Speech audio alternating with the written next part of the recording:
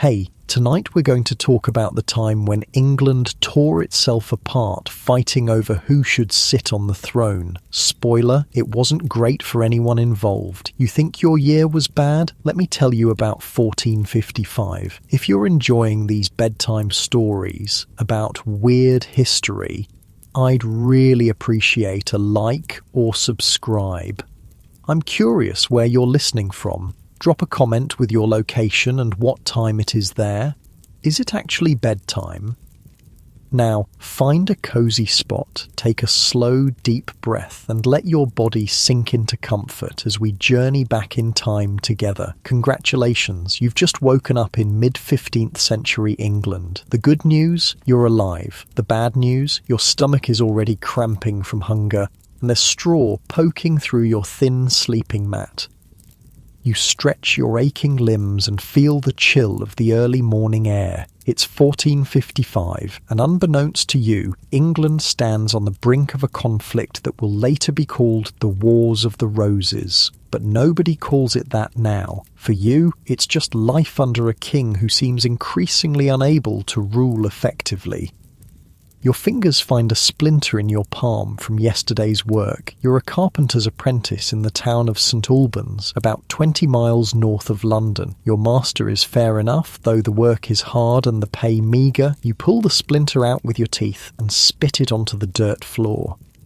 The weak light of dawn filters through the shutters of your small room above the workshop. You can hear your master's family stirring below. Soon they'll expect you downstairs, ready for another day of planing wood, sawing boards, and helping to craft furniture for the wealthier townsfolk and nearby nobility. You rub the sleep from your eyes and try to ignore the persistent gnawing in your belly. The harvest was poor last year, and food prices have climbed steadily. Your weekly wages don't stretch as far as they once did. Nobody seems to know why things have gotten worse in recent years. But you've heard whispers about the king's madness and the greed of his advisors.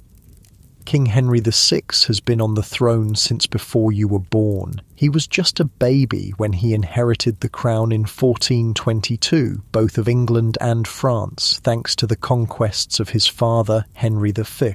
But France has been lost bit by bit during your lifetime. The nobles blame each other for this failure, creating tension that seems to grow with each passing year. Your master was telling you just yesterday about the king's strange illness. For over a year now, Henry has been like a man in a waking sleep, unable to speak or recognise anyone, even his French queen, Margaret of Anjou, or their infant son. During this time, Richard, Duke of York, was named protector of the realm, governing in the king's stead. But a few months ago, the king suddenly recovered. One of the first things he did was dismiss York from his position. This didn't sit well with York or his powerful allies, especially Richard Neville, Earl of Warwick, who owns much of the land around St Albans. You slip on your rough woolen tunic and leather jerkin. The cloth scratches against your skin, but it's sturdy enough to protect you from wood shavings and the occasional misplaced hammer blow. Your shoes are worn but serviceable, the leather patched multiple times by your own hand. As you splash cold water on your face from the basin, you hear a commotion outside. Voices raised, horses whinnying, the unusual clanking of metal. You push open the shutters and lean out to see armed men moving through the streets. This is unusual enough to send a chill down your spine, despite the May warmth. You hurry downstairs to find your master standing in the doorway of the workshop, speaking in hushed tones with a neighbour. "What's happening?" you ask, though you're supposed to speak only when spoken to. Your master turns, his face grave. The Duke of York and the Earls of Warwick and Salisbury are approaching the town with an army. They say the king is here too, with the Duke of Somerset and other lords. The neighbour nods vigorously.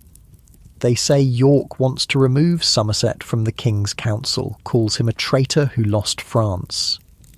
Your stomach tightens, but not from hunger this time. Even you, a simple apprentice, understand what this means. The tension between York and the king's advisors has finally broken into open confrontation. Will there be fighting? You ask, unable to keep the fear from your voice. Your master shrugs. They say York only wants to speak with the king, but why bring armed men to a conversation?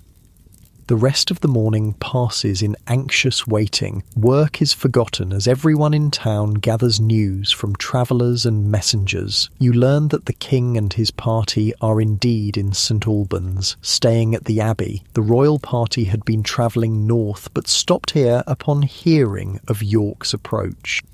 By midday, the Duke of York's forces are positioned around the town. You can see their banners from the market square, where you've gone to hear the latest news. The royal standard flies over the abbey, confirming the king's presence. An older man next to you spits on the ground. I remember when old King Harry, fifth of his name, led us to glory at Agincourt. Now his son lets France slip through his fingers like sand. Quiet, fool, hisses another townsman. Want to lose your tongue? The king's men are everywhere. You move away, not wanting to be associated with such dangerous talk. But it's true that Henry VI is nothing like his warrior father. He's known to be gentle, pious and scholarly. Admirable traits in a monk perhaps, but not in a king during these troubled times. The tension in the town is palpable. Shopkeepers close their shutters. Mothers call children indoors. You should return to the workshop, but curiosity keeps you in the streets, watching the armed men who now patrol St Albans. Suddenly, trumpets blare from the direction of the abbey. A royal herald appears, reading a proclamation. His Grace King Henry commands Richard, Duke of York, and his followers to disperse under pain of arrest for treason.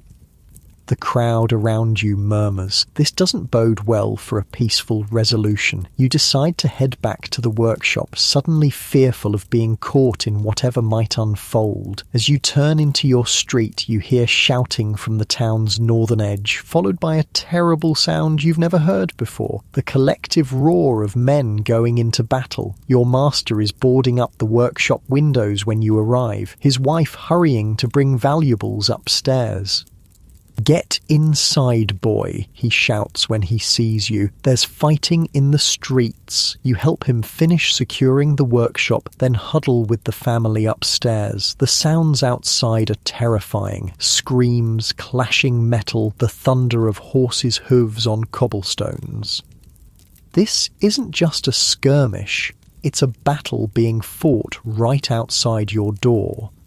Hours pass in fearful waiting. You can smell smoke and hear the splintering of wood as doors are broken down somewhere nearby. Your master's wife leads her children in prayer, but you notice his hand never strays far from the wood-cutting axe he's brought upstairs. As evening approaches, the sounds of battle diminish. Eventually, your master risks looking out the window. The Duke's men hold the streets, he reports. They wear the white rose of York. Later, you learn what happened. The Duke of York's forces broke through the town's defences and fought their way to the abbey. King Henry, watching the battle from a nearby house, was wounded in the neck by an arrow. The Duke of Somerset, York's bitter enemy, was killed, along with several other noble supporters of the king. In the days that follow, you see the Duke of York and his allies leading the wounded king through the streets, treating him with deference while effectively holding him captive. York is once again named Protector of the Realm. The Battle of St Albans, as people are already calling it, has left about 60 men dead, a shocking number for a conflict fought entirely within a small town. Most of the dead are nobles and their retainers, not common folk, but several townspeople were killed or injured when caught in the fighting. Your master's workshop suffers only minor damage, a broken door that you help repair. But the battle has changed something fundamental in England. For the first time, noble disagreements have erupted into open warfare, with the king himself caught in the middle. As you sweep wood shavings at the end of a long day of repairs, your master sits heavily on a bench beside you. My grandfather told me stories of the last time nobles fought each other for the crown, he says quietly, when Henry Bolingbroke took the throne from Richard II and became Henry IV. That was more than 50 years ago. He said England ran with blood then. You stop sweeping, the implications sinking in. Do you think this is the start of something like that? He shrugs, suddenly looking much older. I pray not, but I fear York and the king's other lords have crossed a line today that cannot be uncrossed. They've shown that disputes can be settled with swords rather than words in council. That night, you lie on your straw mattress, the day's events replaying in your mind. The world seems less certain than it did yesterday. The king, once a distant figure of authority, now seems vulnerable, a pawn in the game of powerful men.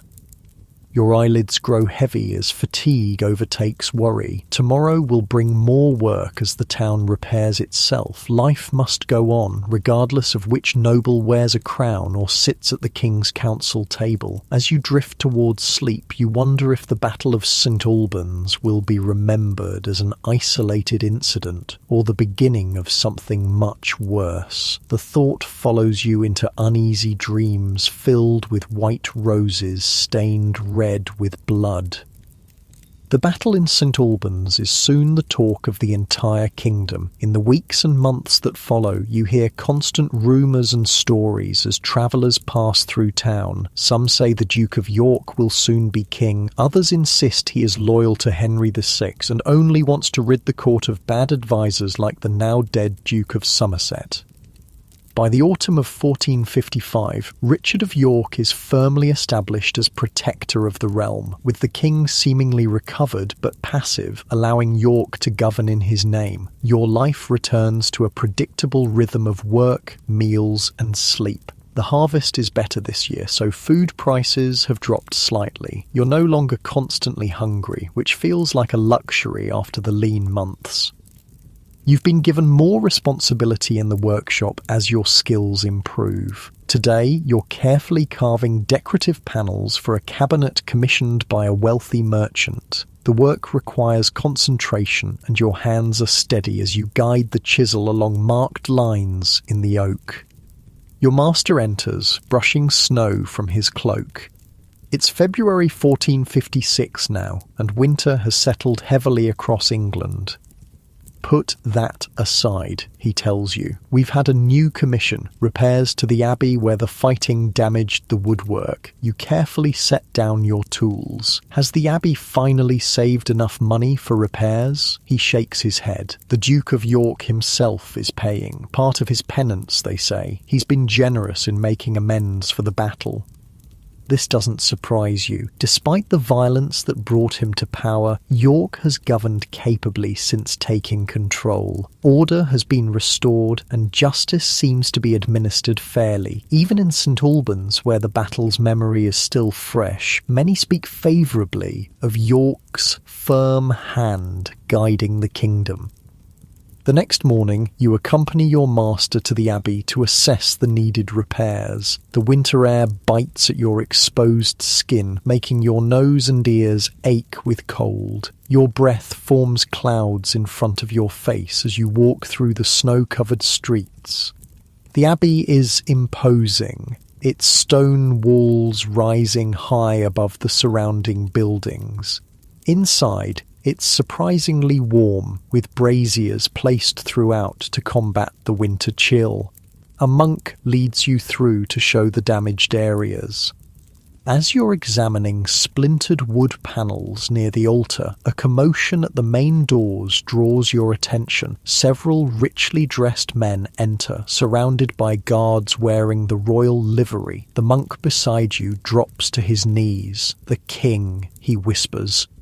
You quickly follow suit, keeping your eyes down as protocol demands. Through your lashes, you catch glimpses of the royal party. At the centre walks a tall, thin man in his mid-30s, King Henry VI himself. His face is serene but oddly vacant, and he moves as if in a dream, guided by those around him. Beside him is a woman whose bearing marks her clearly as Queen Margaret of Anjou. Though not conventionally beautiful, her face is striking, with intelligence burning in her eyes. She holds the king's arm possessively, almost steering him. They pass within feet of where you kneel, close enough that you can smell the queen's French perfume and hear her whispering to the king in accented English. He doesn't respond, his gaze fixed somewhere in the middle distance.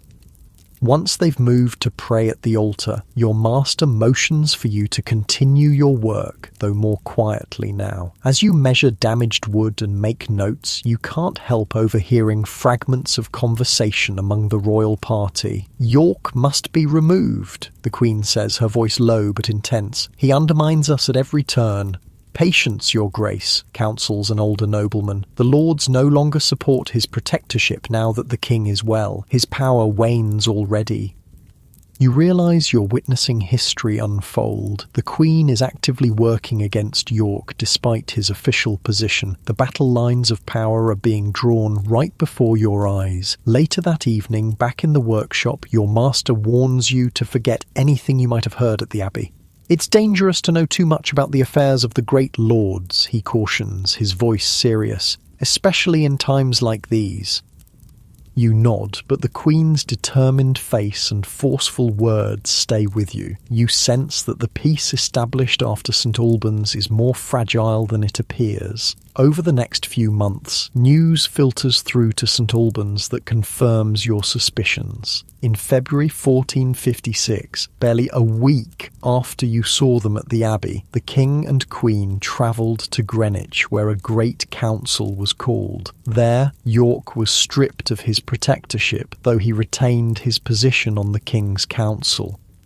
By summer, the Queen has effectively taken control of the government, ruling through the king. She shows remarkable political skill for a woman of just 26 years, especially a foreigner in the complex world of English politics. But her growing power makes York and his allies increasingly uneasy.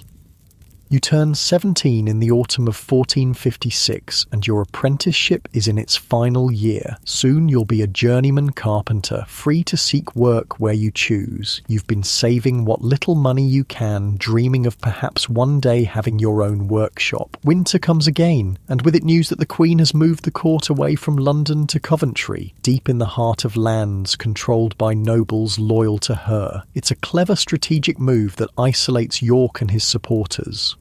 In March 1458, nearly 3 years after the Battle of St Albans, word comes of a grand ceremony of reconciliation in London. The king has brought together York and the nobles whose relatives died at St Albans. In a public display at St Paul's Cathedral, they walk hand in hand in a procession meant to symbolise the end of their feud.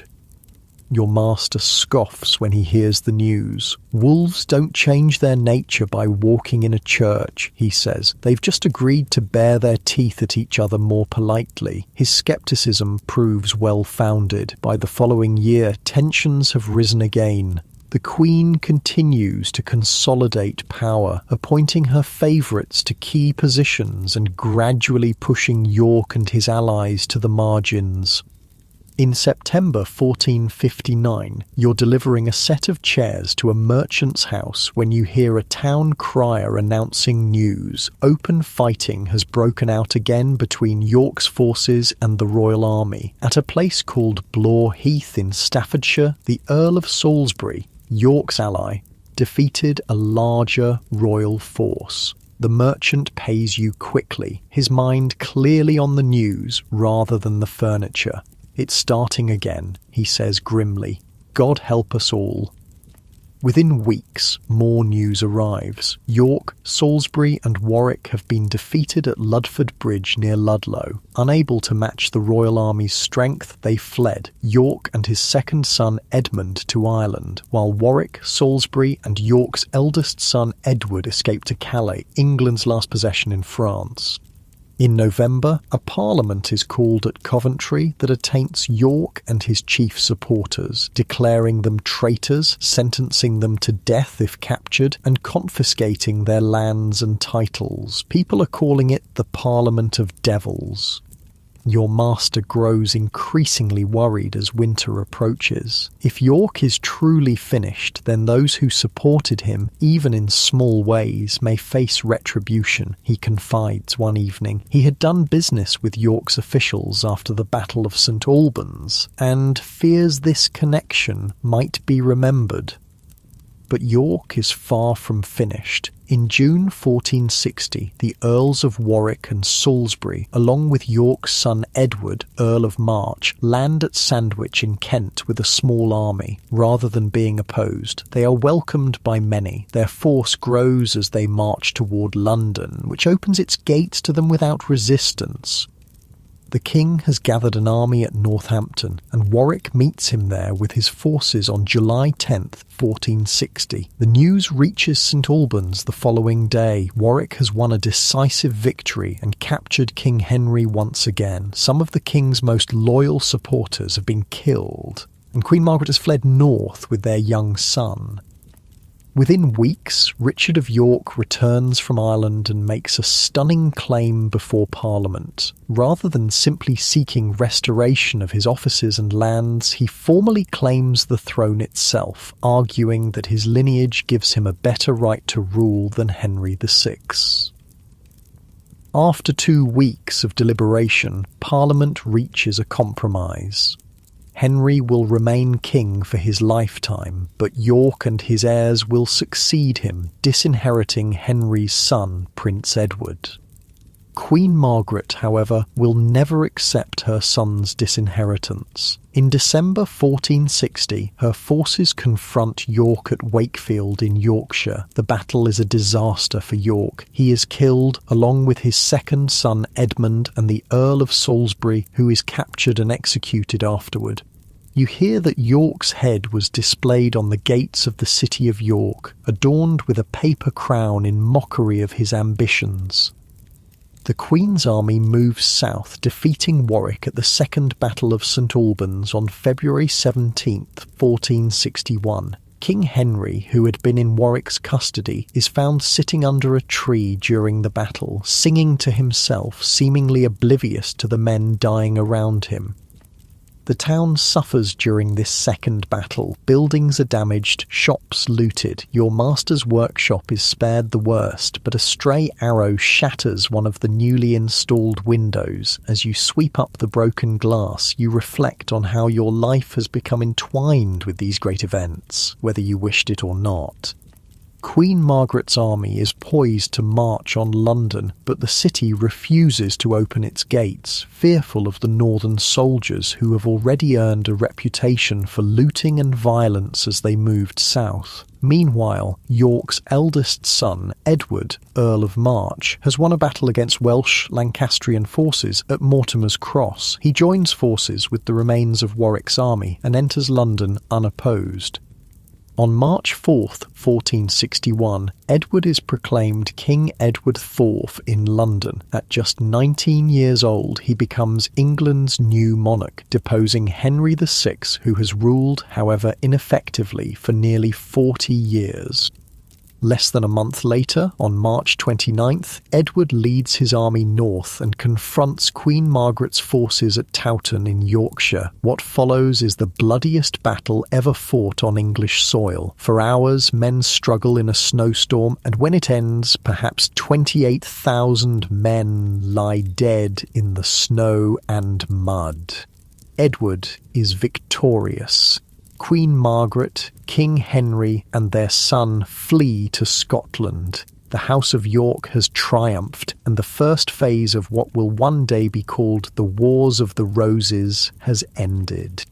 As spring arrives in St Albans, you complete your apprenticeship and become a journeyman carpenter. The new king's coronation is set for June, and there's talk of prosperity returning under his rule. Your master offers you continued employment, which you gratefully accept. After the uncertainty of recent years, this small stability feels precious. That night, as you lie in bed in your small room above the workshop, you feel the weight of all you've witnessed lifting slightly. Perhaps now England will know peace under the young, charismatic King Edward IV. As your eyes grow heavy, you wonder if you might one day tell your own apprentices about living through these tumultuous times, about seeing kings and queens with your own eyes, about how the high politics of nobles touched even the lives of common folk like yourself. You drift into sleep, your breathing slowing, your body releasing the tensions of the day. Tomorrow is a new beginning for you and for England under its New Yorkist king. The summer sun beats down on your neck as you work, sweat trickling beneath your collar. It's 1462 and the heat is relentless. You've been a journeyman carpenter for over a year now, still working in your former master's shop in St Albans, but with newfound respect and better pay. Your calloused hands move with practiced efficiency as you shape a length of oak for a merchant's new bed frame. Life under the New Yorkist king, Edward IV, has brought a measure of stability that England hasn't known for years. At 20 years old, King Edward is remarkably different from his predecessor. Where Henry VI was pious, withdrawn, and sickly, Edward is tall, vigorous, and charismatic. They say he stands nearly 6 feet 4 inches, a giant among men, with the physical presence to match his royal authority. Water? You look up to see Thomas, your master's 14-year-old son and newest apprentice, holding out a wooden cup. You take it gratefully, drinking deeply. The water is cool, drawn from the shop's deep well, and it soothes your parched throat. Is it true what they're saying in the market? Thomas asks, his eyes wide, that Queen Margaret is planning to invade from Scotland?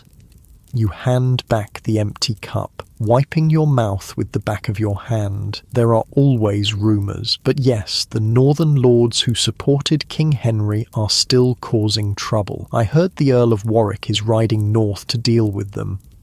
The Earl of Warwick, Richard Neville, known increasingly as the Kingmaker for his role in putting Edward on the throne, has become the second most powerful man in England. His loyalty to the Yorkist cause seems unshakable, and his military prowess is legendary. You return to your work, but Thomas lingers. Father says the old king is hiding in Scotland with his French queen. Do you think they'll try to take back the throne? Your father should be careful what he says and to whom, you caution, lowering your voice. The wars may not be over, and loose talk can be dangerous. Thomas nods solemnly and returns to his sweeping. You've tried to mentor the boy as others once mentored you. Life has improved under King Edward's rule. Food is more plentiful, trade is flowing again, and there's steady work for skilled craftsmen. But you've learned that fortunes can change swiftly in these uncertain times. As evening approaches, you finish your day's work and wash your hands and face in a bucket of clean water. Tiny splinters embedded in your palms resist your scrubbing, a permanent feature of a carpenter's hands. Your muscles ache pleasantly from honest labour and your stomach rumbles in anticipation of supper. You've rented a small room above the baker's shop 3 streets over. It's modest but your own, with a straw mattress that doesn't have quite as many lumps as the one in your apprentice quarters. The smell of fresh bread permeates everything you own, but that's hardly a complaint. As you walk through the streets of St Albans, you notice a group of travellers outside the inn, merchants by the look of them, their horses laden with packs. Trade has picked up considerably under Edward's rule. The king understands commerce in a way his predecessor never did, and merchants have become some of his strongest supporters. You nod to familiar faces as you pass. At 23, you're no longer a boy, but a man with a respectable trade. Young women notice you now, and you've been saving money with thoughts of marriage someday. First, though, you'd need your own workshop, or at least the prospect of one. Inside your room, you light a candle and unwrap the bread, cheese and sausage you purchased earlier. As you eat, you can hear the baker's family below, their muffled voices and occasional laughter a comforting backdrop to your solitary meal. You've just finished eating when there's a knock at your door. It's Daniel, a fellow journeyman who works for the town's other carpenter. "Come have a drink," he urges. A merchant from London is at the Bull Inn with news from the capital.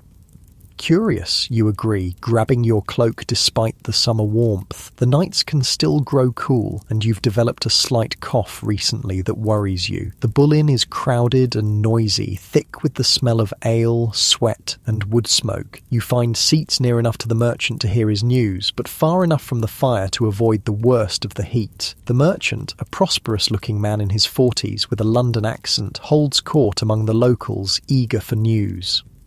The king is consolidating his position, he tells his rapt audience. The northern rebellions are being crushed one by one, but the most interesting news is about the king's personal life. He pauses dramatically, making sure he has everyone's attention. They say he's the handsomest king England has ever had, and quite the ladies' man. The court matchmakers have been busy seeking a suitable royal bride, a French princess perhaps, or a Burgundian heiress, someone to cement an alliance against the Scots who harbour our former king. You sip your ale, which is watery but cool. Marriage alliances have always been how kingdoms secure peace and forge alliances. It's no different for craftsmen like yourself, though the stakes are considerably lower. Just last month, you watched the ropemaker's daughter marry the son of a tanner, uniting two prosperous local families. The news from London continues to flow along with the ale. There's talk of a grand tournament to be held next spring, of French pirates harassing English shipping, of the continuing efforts to capture Henry VI, who remains elusive in his Scottish exile. As the night deepens, you feel the day's labour catching up with you. Your eyelids grow heavy, and you stifle a yawn. Bidding Daniel good night, you make your way back through the darkened streets, guided by the light of a nearly full moon. In your small room, you remove your shoes and outer clothes before lying down on your mattress. The distant sounds of the inn's revellers mingle with the soft hooting of an owl somewhere nearby. Your body relaxes into the familiar contours of your bed, and sleep comes quickly. The years pass with surprising swiftness. It's now the spring of 1464, and you've established yourself as one of the most reliable carpenters in St Albans. Your former master has grown arthritic, leaving more of the work and profit to you. Thomas has developed into a skilled apprentice under your guidance, his gangly teenage frame filling out with muscle earned through daily labour. The workshop has been busy with orders. King Edward's reign has brought prosperity, and even common folk can afford better furnishings for their homes. You've become known for your detailed carving work, which commands premium prices from wealthy merchants and minor nobility. Today, you're completing a commission for the Abbot of St Albans, an intricately carved wooden screen for a private chapel. The design incorporates roses, a nod to the Yorkist symbol without being overtly political. The church tries to remain neutral in secular conflicts, though the current abbot has Yorkist sympathies. As you work, your mind wanders to the news that arrived yesterday. King Edward, now 22, has shocked the kingdom by announcing his marriage to a commoner, Elizabeth Woodville, a widow with 2 sons from her first marriage. The marriage had been kept secret for months before the announcement. The Earl of Warwick is reportedly furious. He had been in France negotiating a marriage alliance with a French princess when Edward revealed his secret bride. The diplomatic embarrassment was considerable. "What do you think of the king's marriage?" Thomas asks, interrupting your thoughts. He's applying beeswax to a completed section of the screen, the sweet smell filling the workshop. You consider your answer carefully. Kings rarely marry for love, you say. It's unusual, to be sure. The Queen's family, the Woodvilles, will likely rise high at court now. Father says Warwick won't stand for it. He says there'll be trouble. You frown. Your father should guard his tongue, but he may be right. The Earl of Warwick isn't a man to cross lightly. The political implications of the king's marriage are beyond your direct concern, but you've lived through enough turmoil to know that events at court eventually ripple outward to affect even ordinary craftsmen like yourself. Later that week, you're summoned to the home of Sir James Tyrrell, a minor knight with lands near St Albans. His steward has commissioned furniture for the main hall, 2 long tables and benches to match.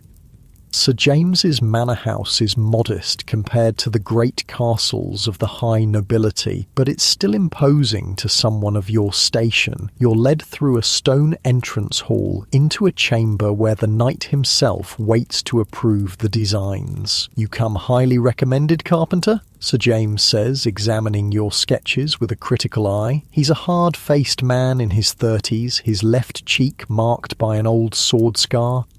Thank you, Sir James. I apprenticed under Master William, who taught me well. The knight nods absently, still studying your drawings. These will do, but I want the Tyrrell coat of arms carved here and here. He points to the table ends. And none of that Yorkist rose nonsense. My family has Lancastrian connections.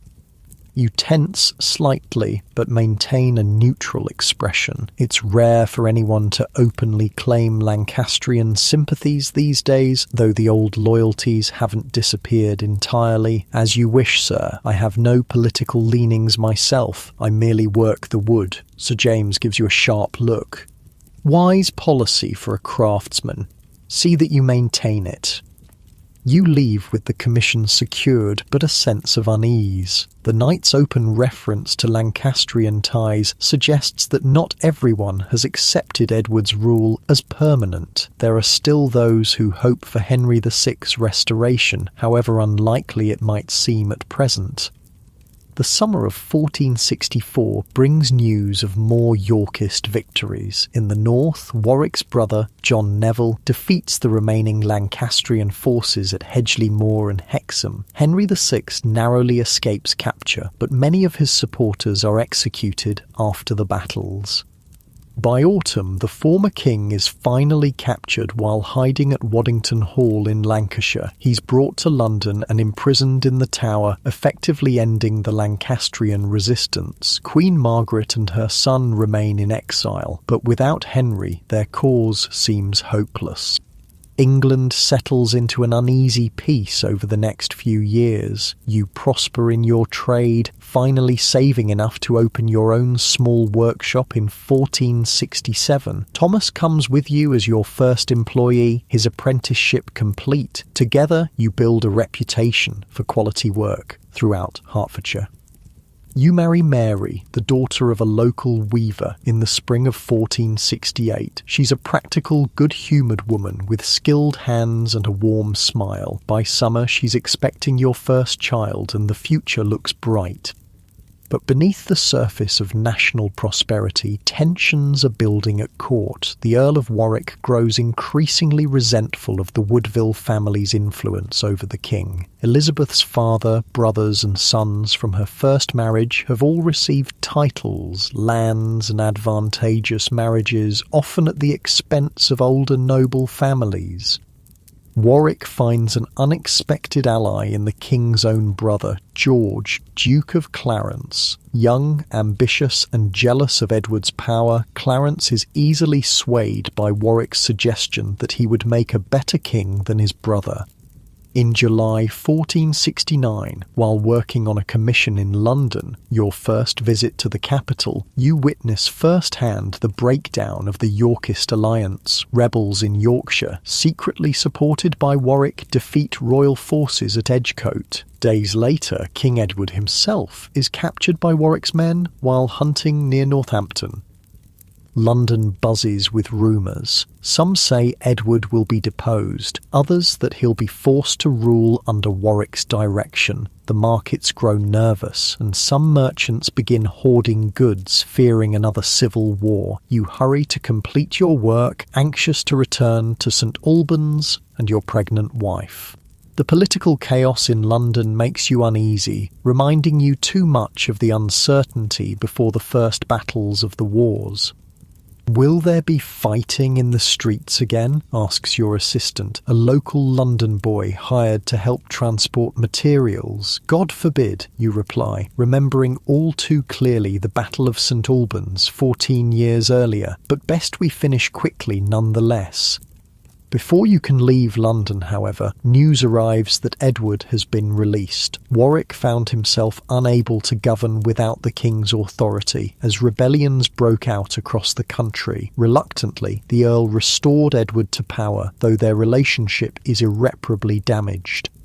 You return to St Albans to find Mary well but worried. Your son is born in late September. A healthy boy you name William after your old master. Holding him in your arms, tiny and perfect with wisps of dark hair like his mother's, you feel a fierce desire to protect him from the uncertainties of the world. The winter of 1469 to 1470 is harsh. Snow falls early and often, and the cold seeps through even the thickest walls. Work slows as people conserve their money for food and firewood. You and Mary are comfortable enough with your savings, but you worry about the coming year if commissions remain scarce. Your workshop is cold despite the small fire you maintain. Your breath forms clouds in the air as you work on a simple cradle for a local merchant's expected child. The repetitive motion of sanding the wood keeps your hands warm, though your feet grow numb on the frozen ground. Mary enters, bundled against the cold, with baby William wrapped snugly against her chest. "There's news," she says, her expression troubled. "A royal herald passed through the market. Warwick and Clarence have rebelled again." You put down your tools, wiping sawdust from your hands. "When?" "Last month. They fled to France after their plot was discovered. And there's worse. They've allied with Queen Margaret." You stare at her in disbelief. Warwick and Margaret of Anjou, they've been bitter enemies for years. Warwick killed her supporters and helped dethrone her husband. Mary shrugs. "Politics makes strange bedfellows, my mother always said. The French king brokered the alliance. Warwick's daughter is to marry Margaret's son, and they plan to restore Henry VI to the throne." The news is stunning. Warwick, once the staunchest Yorkist, has switched sides completely. His influence and military skill, now turned against Edward, represent a severe threat to the king's rule. Throughout the early months of 1470, news of the coming invasion dominates public discussion. Edward prepares his defences, but he's undermined by continued plots within England. In September, Warwick and Clarence land in the southwest with a small army. Edward, campaigning in the north against a separate rebellion, finds himself in danger of being trapped between hostile forces. With few options, he and his loyal brother Richard, Duke of Gloucester, flee to the Netherlands, seeking refuge with Edward's brother-in-law, the Duke of Burgundy.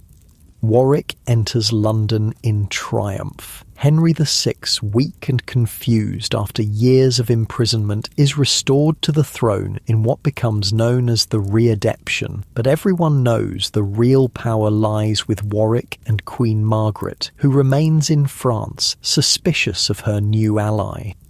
The political upheaval affects your business as uncertainty returns to England. Commissions dry up as people once again hoard their resources, unsure what the coming months will bring. You're forced to let Thomas go, though you promise to rehire him when circumstances improve.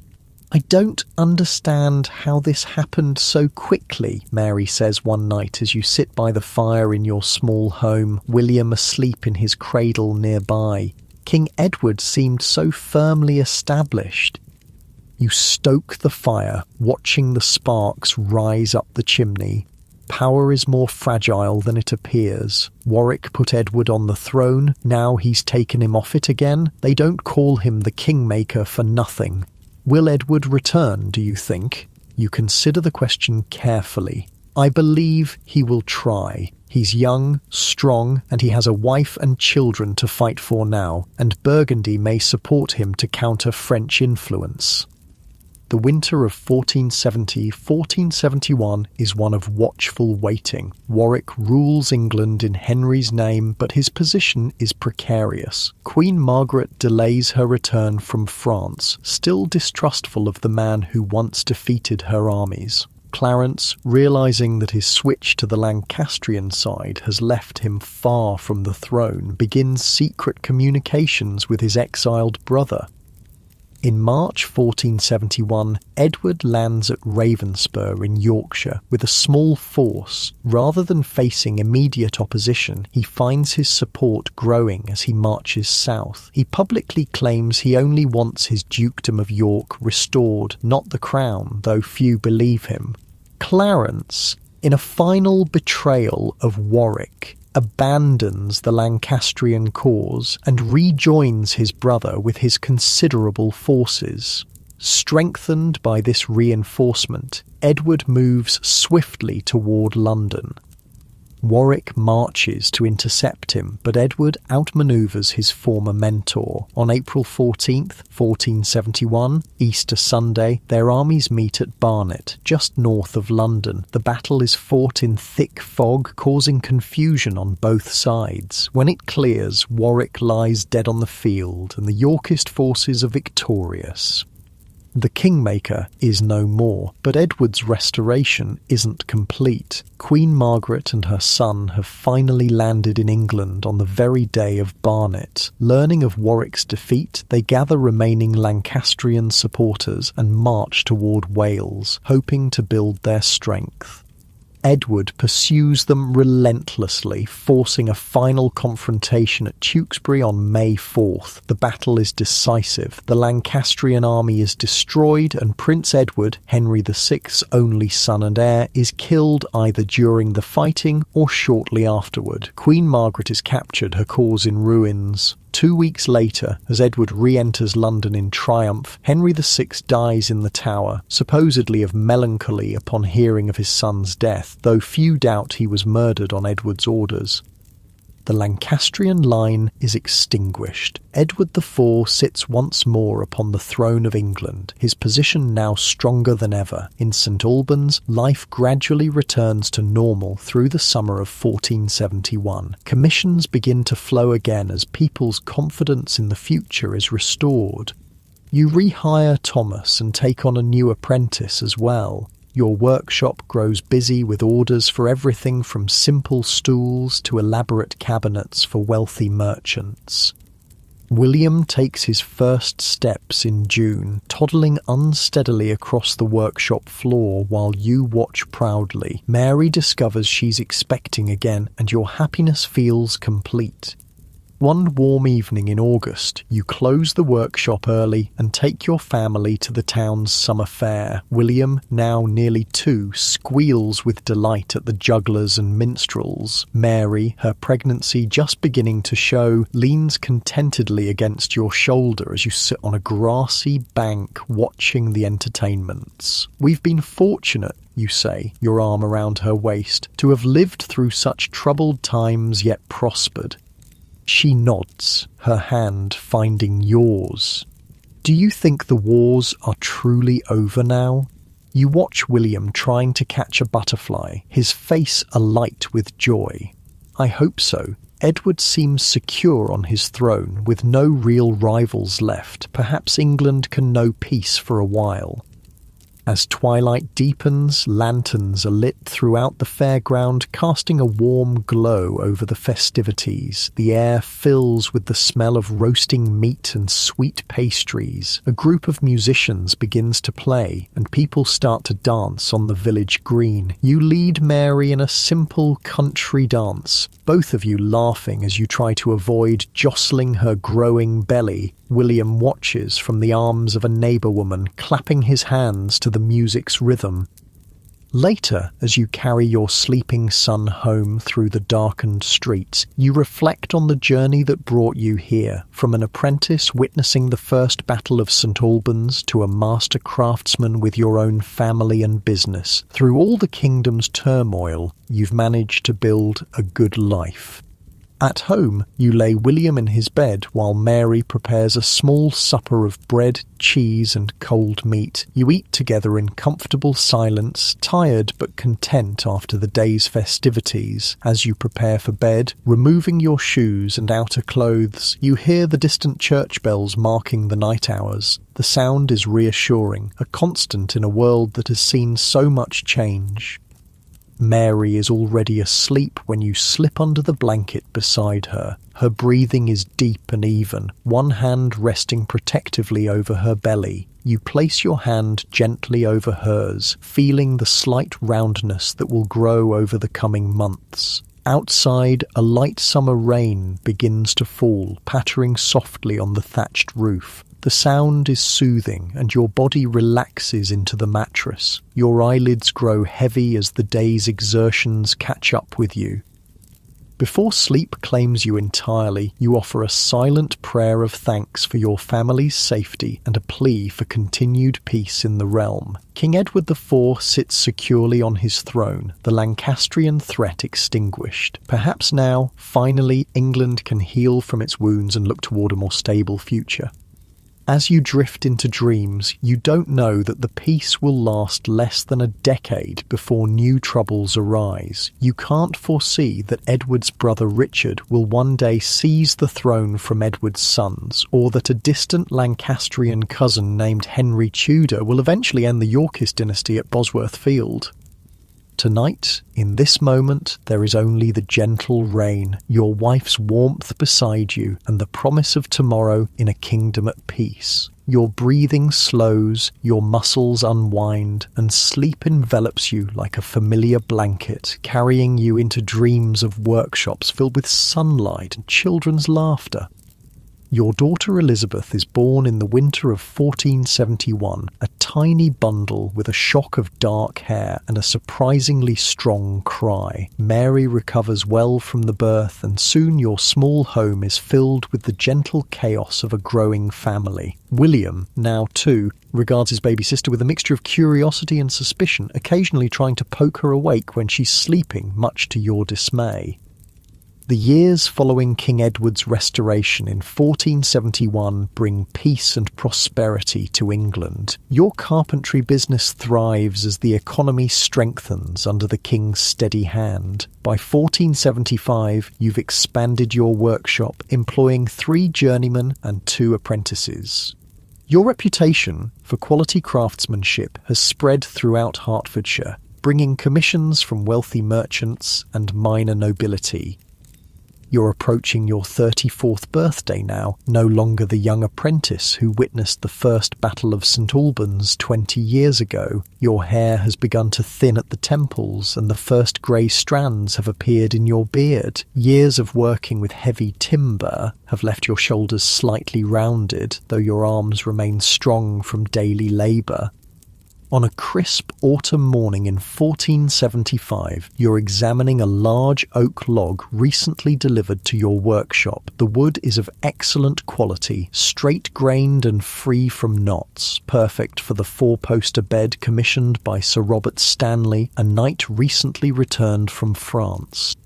King Edward had led an expedition to France earlier that year, intending to press his claim to the French throne. But rather than fighting, he negotiated the Treaty of Picquigny, accepting an immediate payment of 75,000 crowns and an annual pension of 50,000 crowns from the French king Louis XV.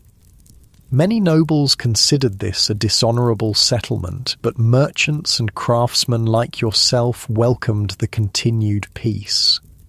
A master, one of your apprentices, Peter, approaches hesitantly. A messenger has arrived from London. He says he represents the royal household. You straighten, wincing at the twinge in your lower back. Show him in. The messenger is a lean, efficient-looking man in the royal livery. He carries a sealed letter which he hands to you with a slight bow. Master Carpenter, I bring a commission from the King's Chamberlain. His Grace requires furnishings for his hunting lodge at Waltham Forest. Your name was recommended by Sir James Tyrrell. You remember Sir James from years ago, the knight with Lancastrian sympathies who nonetheless survived the political upheavals. Apparently, he has done more than survive. He now moves in royal circles. The commission is substantial. Tables, chairs, storage chests and bed frames for the king's hunting retreat. The work will take months and require additional workers, but the payment offered is generous. You accept without hesitation. That evening, you share the news with Mary as she serves a hearty stew of beef and vegetables, the savoury aroma filling your modest but comfortable home. "The royal household," she exclaims, her eyes widening. "That's a significant honour, husband." You nod, breaking off a piece of brown bread to dip in your stew. It will mean some time spent at Waltham Forest overseeing the installation. William, now 6 and full of questions, looks up from his food. "Will you see the king, father?" "Perhaps," you reply, tousling his hair. "King Edward often hunts at Waltham." Elizabeth, 4 years old and already showing signs of her mother's practical nature, is more concerned with immediate matters. "Will you bring us back sweetmeats from London?" You laugh. "Yes, little one, and perhaps a small wooden toy, if you're good." After the children are asleep, you and Mary sit by the fire, discussing the changes this royal commission might bring. Your workshop is already prosperous by town standards, but royal patronage could elevate your business to new heights. "We could afford a larger home," Mary suggests, her fingers busy with mending, "perhaps even one of the stone houses near the abbey." You nod, watching the flames dance in the hearth. "And better education for the children." William shows promise with numbers. He might train as a clerk or scribe if he doesn't wish to follow me in carpentry. It's a future neither of you could have imagined growing up. You, the son of a minor tanner. Mary, the daughter of a weaver. The relative peace of Edward's second reign has allowed for such dreams, a welcome change from the uncertainty of the war years. The spring of 1476 finds you at Waltham Forest, overseeing the installation of the furnishings your workshop has produced over the winter. The hunting lodge is impressive, built of stone with high ceilings and expansive windows that allow light to flood the rooms. The king has spared no expense in creating this retreat from court pressures. You're directing the placement of an elaborately carved table when a commotion outside draws your attention. Moments later, the lodge steward hurries in. The king approaches. Everyone must clear the main hall. You gather your workers and retreat to an antechamber, heart pounding with unexpected nerves. Though you've lived your entire life under various kings, you've never actually been in the presence of one. The sounds of arrival fill the lodge. Voices, footsteps, the clinking of armour. Peering carefully through the partially open door, you catch your first glimpse of Edward IV as he strides into the hall. The king is magnificent. Even at 34, tall and broad-shouldered, he dominates the space with his physical presence. Though he's put on weight in recent years, evidence of his legendary appetite for food and drink, he still moves with the grace of the warrior who won his crown on the battlefield. His golden hair and beard catch the sunlight streaming through the windows, giving him an almost divine glow. Edward surveys the hall with evident pleasure, nodding approval at the furnishings. "Excellent work," he declares, running a hand over the table you'd just installed. "Who crafted these pieces?" The steward gestures toward your hiding place. "A master carpenter from St. Albans, Your Grace. He's here overseeing the installation." Your workers push you forward, and suddenly you find yourself standing before the King of England. You drop to one knee, head bowed. "Or rise, Carpenter," Edward says, his voice deep and commanding. "You have skillful hands. What is your name?" "Thomas Wells, your grace." Your own voice sounds strange in your ears, tight with anxiety. "Master Wells." The king studies you with intelligent blue eyes. "The carvings on this table, hunting scenes with remarkable detail. You know your craft well." "Thank you, your grace." Pride swells in your chest at the royal compliment. Edward turns to his companions, among them a slightly built man with dark, watchful eyes whom you recognise from descriptions as the king's youngest brother, Richard, Duke of Gloucester. "We shall dine here tonight," the king announces. "Let us see if this table is as functional as it is beautiful." You're dismissed with another nod of approval, backing away with a bow as the royal party continues their tour of the lodge. It's a brief encounter, but one you know you'll recount to your grandchildren someday. Back in St Albans, your royal commission brings increased status and business. Your workshop expands further, and by 1478 you're among the town's more prosperous citizens. You and Mary purchase a larger home, stone-built as she'd hoped, with separate bedrooms for the children and a proper kitchen. William, now 9, shows aptitude for both numbers and woodworking. He divides his time between lessons with the Abbey's schoolmaster and helping in your workshop. Elizabeth, 7, is more interested in Mary's weaving, spending hours watching the complex patterns emerge on her mother's loom. Your family has grown again with the birth of another son, Robert, in 1477. The boy is still toddling, chubby-legged and curious about everything, requiring constant supervision to keep him from misadventure. Life is good, but news from court occasionally disrupts the peaceful rhythm of your days. In 1478, a shocking scandal erupts when the king's brother, George, Duke of Clarence, is arrested for treason. Clarence has been a troublemaker for years, never quite reconciled to his brother's rule, despite Edward's repeated forgiveness of his betrayals. This time, however, Edward's patience has run out. Clarence is convicted by Parliament and sentenced to death. In February, word spreads that he was executed privately in the Tower of London, drowned, some say, in a butt of Malmsey wine, though few believe such a theatrical end. You discuss the news with Mary one evening after the children are asleep, sitting by the fire with cups of warmed cider.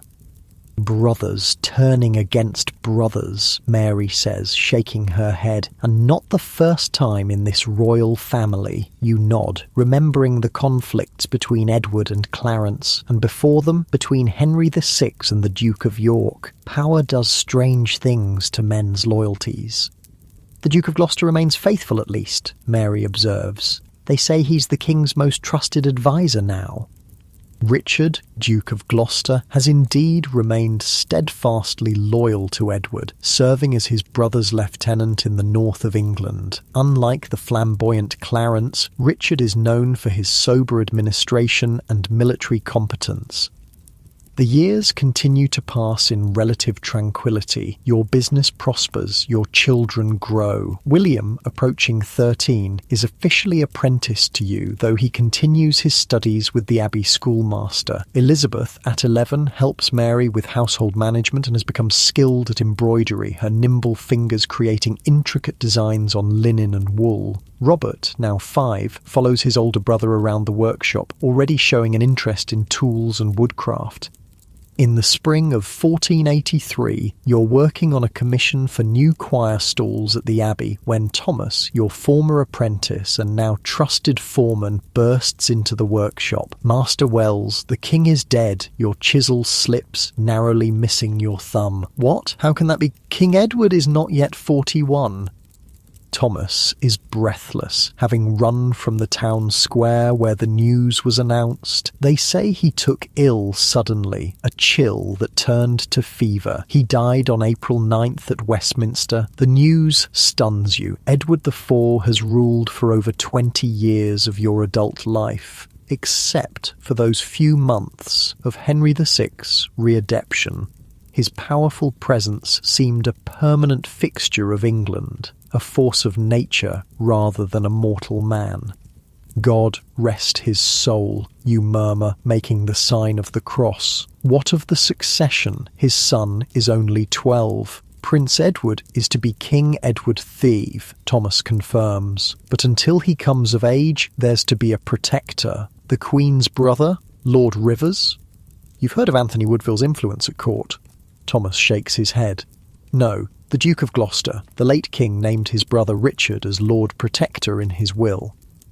This makes sense. Richard has proven his loyalty and competence repeatedly. Still, a child king means uncertainty, something England has experienced before with disastrous results when Henry VI inherited the throne as an infant. You close the workshop early that day, walking home through streets already buzzing with speculation. People gather in small groups, exchanging what little information they have and wondering what changes the new reign might bring. At home, Mary meets you at the door, her face concerned. Is it true about the king? You nod, hanging your cloak on a peg. Yes. Prince Edward will be king, with his uncle Gloucester as protector. Mary frowns, lowering her voice so the children can't hear. The Queen will not be pleased. She and her family have controlled access to the prince for years.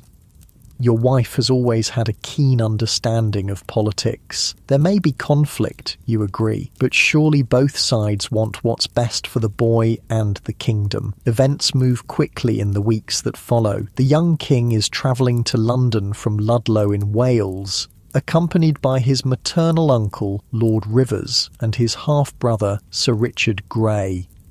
Meanwhile, the Duke of Gloucester is heading south from Yorkshire. On April 30th, news reaches St Albans that Gloucester has intercepted the royal party at Stony Stratford, arrested Rivers and Grey, and taken custody of the young king. The Duke claims to have discovered a plot by the Woodville family to deny him his rightful position as protector.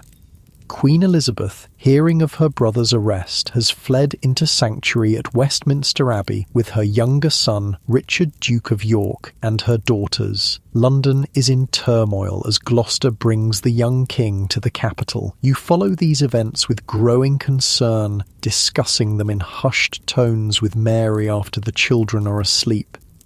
This reminds me too much of the early days of the wars, you confess one night, unable to sleep despite your physical exhaustion from the day's work. Nobles positioning for power around a weak king. Mary places a comforting hand on your arm. Edward V is not Henry VI, and Gloucester has always been loyal to his brother. True, you acknowledge, but power can tempt even the most steadfast man. Throughout May, conflicting rumours reach St Albans. Some say Gloucester aims to take the throne himself. Others insist he's merely securing his position as protector against Woodville interference. The young king remains in the Tower of London, ostensibly preparing for his coronation, now scheduled for June 22nd. In early June, the Duke of York is removed from sanctuary to join his brother in the Tower, supposedly to keep the young king company before his coronation, but as the appointed date approaches, the coronation is suddenly postponed. Then, on June 22nd, the very day Edward V was to be crowned, a stunning announcement reaches St Albans. Dr. Ralph Shea, a prominent preacher, has declared to the people of London that Edward IV's marriage to Elizabeth Woodville was invalid due to a pre-contract of marriage with another woman. This means Edward V and his brother are illegitimate and have no right to the throne. Instead, Richard, Duke of Gloucester, is proclaimed the rightful king as the only legitimate adult male in the direct Yorkist line. On July the 6th, he is crowned Richard III in Westminster Abbey. The speed and completeness of this transformation leaves you bewildered. How can this be? You ask Thomas, who brings you daily updates from travellers passing through St Albans. A month ago, Richard was protector for his nephew. Now he wears the crown himself? Thomas shrugs, equally confused. They say there's evidence Edward IV was pre-contracted to marry Lady Eleanor Butler before he wed Elizabeth Woodville. If true, his marriage to the Queen was bigamous and their children illegitimate. And the young princes, Edward and his brother? Still in the Tower but no longer visible, some say for their own protection. You think of your own sons, William now 14, Robert 7, and feel a chill despite the summer heat. Royal blood has proven dangerous in these uncertain times. Richard III's early reign seems stable enough. He embarks on a royal progress through the Midlands and North, showing himself to his subjects and consolidating support. His wife, Anne Neville, is crowned Queen, and their son Edward is named Prince of Wales. But questions about the young princes in the Tower persist. No one has seen them since June, and rumours begin to circulate that they have met with foul play. By autumn, these whispers have grown louder, damaging Richard's reputation even as he works to establish his rule. In October, more troubling news arrives. The Duke of Buckingham, initially one of Richard's strongest supporters, has rebelled against the new king. The rebellion is quickly suppressed and Buckingham is executed, but its very existence suggests deeper discontent with Richard's seizure of power. More concerning still, the rebellion appears to have been coordinated with an attempted invasion by Henry Tudor, Earl of Richmond, a distant Lancastrian claimant living in exile in Brittany. Though Tudor's landing was aborted due to storms, his emergence as a rival claimant adds a new dimension to England's political landscape. The winter of 1483-1484 is harsh, with heavy snowfall and bitter cold. Work slows at your workshop as people conserve resources for essentials. You dismiss 2 journeymen with promises to rehire them in spring, keeping only Thomas and your son William, now a skilled apprentice despite his youth. One evening in January, as you sit by the fire in your home repairing a child's wooden horse for Robert, there's an unexpected knock at your door. William answers it, returning moments later with a troubled expression. "Father, there's a man asking for you. He wears the livery of Sir James Tyrrell." You set aside your work, curious about this late visitor. Sir James Tyrrell has risen high in King Richard's service, becoming one of his trusted knights. You haven't heard from him since completing a commission for his manor house years ago. The visitor is a thin, nervous man who glances repeatedly over his shoulder as if fearing pursuit. "Master Wells?" Sir James sends his greetings. He requires your services for a delicate matter. "What sort of matter?" you ask, immediately wary. The man lowers his voice. 2 coffins, Master Carpenter, small ones for children. They must be made with the utmost discretion and delivered to the Tower of London within 3 days. A cold weight settles in your stomach. "Children? I know nothing more," the man insists, though his eyes suggest otherwise. Sir James offers triple your usual rate for speed and silence. After the messenger leaves, you sit heavily in your chair, the implications of the request overwhelming you. Could these coffins be meant for the princes in the Tower? Has Richard indeed eliminated his nephews to secure his throne? Mary finds you still sitting there an hour later, lost in troubled thoughts. You share the strange commission with her, watching her face pale with understanding.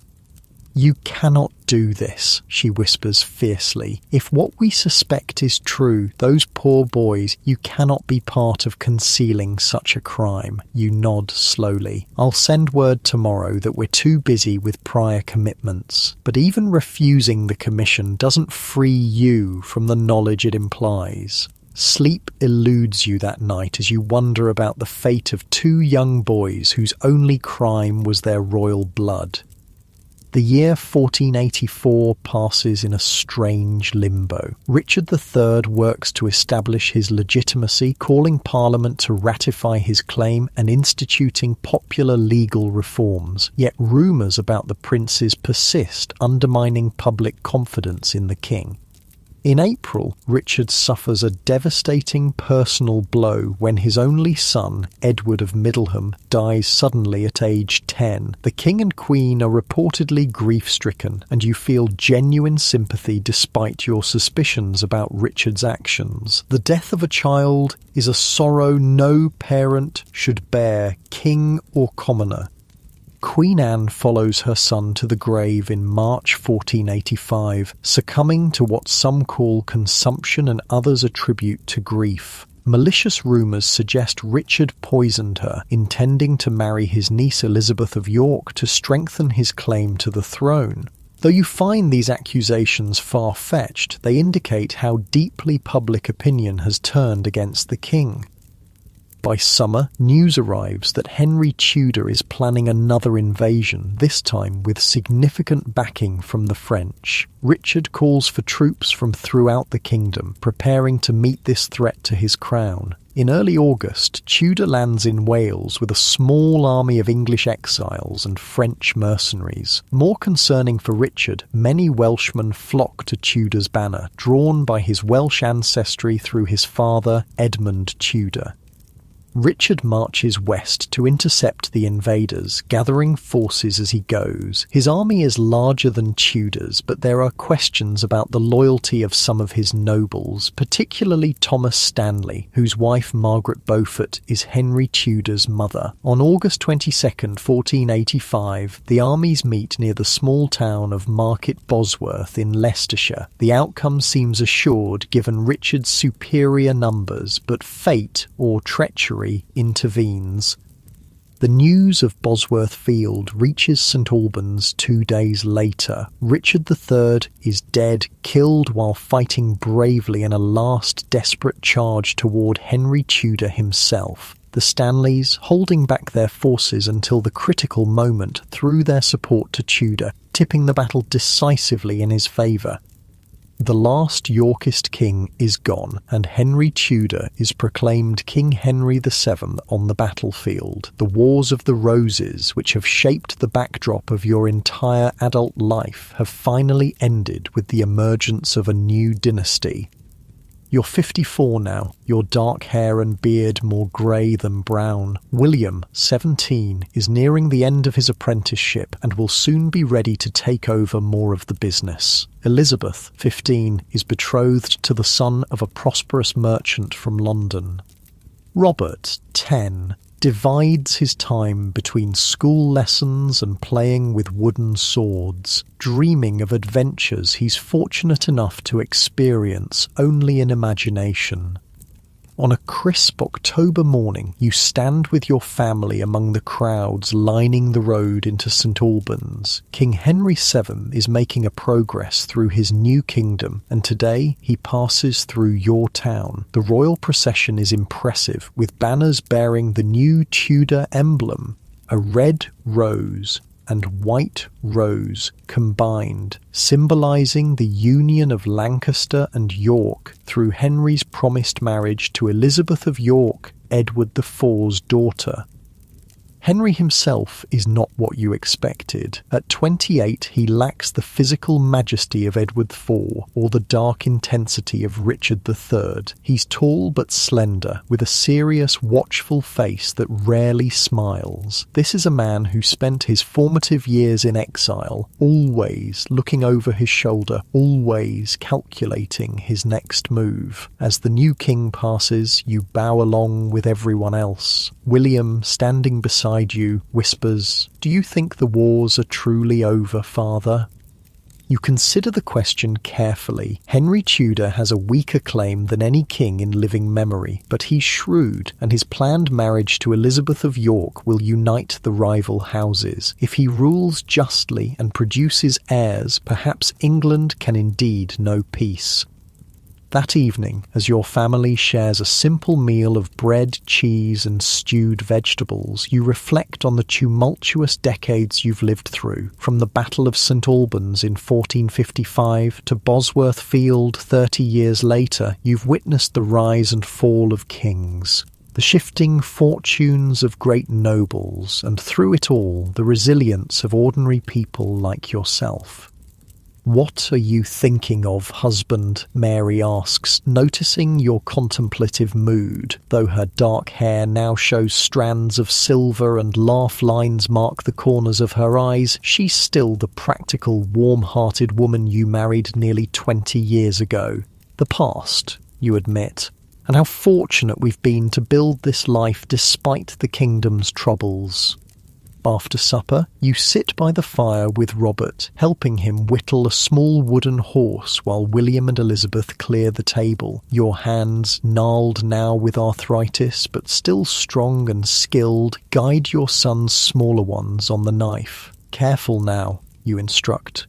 "Let the grain of the wood guide your blade, not force it where it doesn't want to go."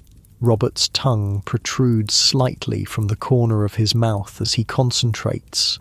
"Like this, father?" "Just so," you approve, watching the shape emerge from the block of pine. Later, when the children have gone to bed, you and Mary sit together by the dying fire. The autumn evening has turned cool, and you pull your woolen cloak more tightly around your shoulders. "I never thought to live through the reigns of 5 kings," you murmur, watching the embers glow. Mary takes your hand, her fingers warm against yours. "And may young King Henry's reign be long and peaceful for our children's sake." You nod, feeling the weight of the day's exertions in your bones. For their sake, indeed. As you bank the fire for the night and prepare for bed, you feel a deep contentment despite the aches in your joints and the knowledge of your advancing years. You've built something lasting, your business, your family, your reputation as a master craftsman. Through all of England's upheavals, these things have remained. In your bedchamber, you remove your shoes and outer garments before slipping beneath the woolen blankets. Mary joins you moments later, her familiar weight settling beside you on the mattress. Outside, an owl hoots softly, and distant church bells toll the late hour. Your body relaxes into the bed, muscles unwinding after the day's labour. Though you know England's story will continue to unfold with challenges yet to come for the new Tudor dynasty, tonight there is just this quiet room, your wife's steady breathing beside you, and the knowledge that your children sleep safely under your roof. Your eyelids grow heavy as sleep approaches. The last thought that drifts through your mind before consciousness fades is a simple prayer of gratitude for the peace that has come at last to your corner of the realm, and the hope that it might endure for generations to come. The winter of 1485 brings bitter cold that seeps through the walls of even the sturdiest homes in St Albans. You feel it especially in your hands these days, the joints stiffening painfully in the morning until you've worked them loose. At 54, you notice these small betrayals of your body more frequently. The ache in your back after a long day at the workbench, the way your eyes strain to see fine details in dim light. You've taken to having William handle more of the intricate carving work, his young eyes and steady hands better suited to the task now. Your eldest son has grown into a skilled craftsman, his work sometimes surpassing your own. At 18, he's a man now, tall and broad-shouldered with your same serious expression when concentrating on his craft. On this frosty January morning, you're both working on a set of chairs for the mayor's new dining hall when Thomas rushes into the workshop, cheeks flushed from the cold. "Have you heard the news?" he asks, warming his hands at the small brazier that heats the space. "The king is to marry Elizabeth of York at Westminster Abbey in 2 weeks' time." The announcement isn't unexpected. Henry Tudor had pledged to marry Edward IV's daughter even before invading England, but the timing is significant. Nearly 6 months have passed since Bosworth Field, time enough for Henry to secure his position before fulfilling this crucial promise. "Good news for the kingdom," you reply, brushing wood shavings from your apron. A union of York and Lancaster may finally put an end to these wars. William looks up from his work. "Is that why the king's new badge shows red and white roses combined?" You nod. "A clever symbol. The Tudor Rose, they're calling it. Later that evening, as your family gathers around the table for the evening meal, conversation turns to the royal wedding. Mary ladles out a thick pottage of barley and vegetables, the steam rising in the cold air of your kitchen. "Will there be celebrations here in St Albans?" asks Elizabeth, now 16 and increasingly interested in any excuse for festivity. Her betrothal to the London merchant's son has been formalised, the wedding set for spring. The Abbey will hold a special mass, you tell her. "And I've heard the mayor plans to distribute bread and ale in the market square." Robert, at 11, is more concerned with immediate matters. Will the shops close? Will there be no work that day?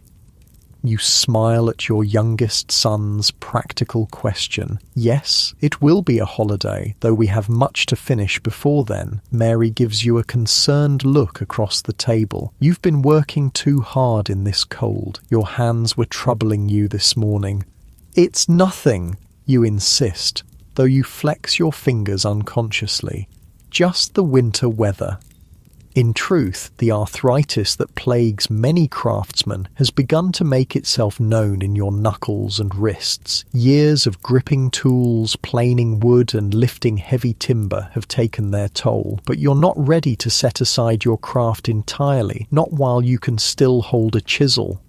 On January 18th, 1486, Henry VII marries Elizabeth of York at Westminster Abbey. The news reaches St Albans the following day, along with reports of the magnificent ceremony and celebrations in London. As promised, the mayor distributes food and drink in the market square, and the Abbey bells ring joyously throughout the day. You attend the special mass with your family, all in your best clothes. The abbey is packed with townsfolk, their breath visible in the cold air despite the many candles burning at the altar. The abbot speaks of unity and peace, themes that resonate after decades of conflict.